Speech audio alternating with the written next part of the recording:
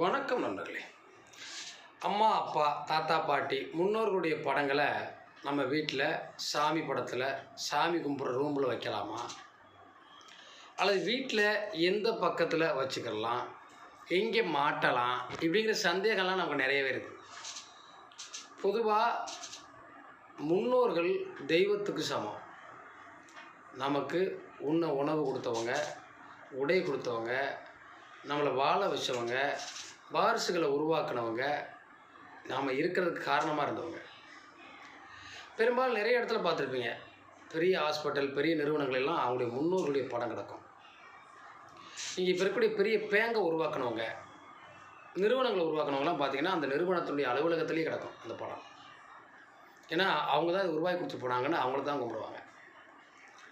அப்படி நம்ம வீட்லேயும் நாம் இருக்கக்கூடிய இடங்கள்லையும் நாம் வரவேற்பறை இருக்கு இல்லையா, எல்லோரும் உட்காந்து பேசுகிற இடம், அங்கேயும் அவங்க படத்தை போடலாம். தெற்கு முகமாவோ வடக்கு முகமாவோ போடலாம்.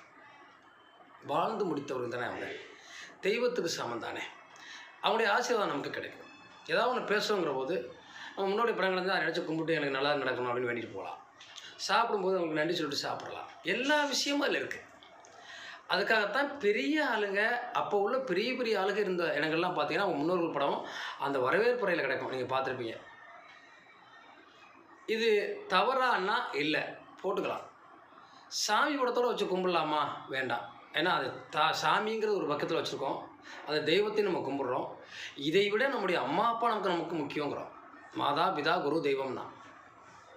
அப்போது இவர்களை அந்த இடத்துல வச்சு கும்பிடாமல் நாம் எப்போதும் பார்வையில் படக்கூடிய முன்னோர்களை தெய்வமாக மதிக்கக்கூடிய இடத்துல வச்சு தாராளமாக கும்பிடலாம்.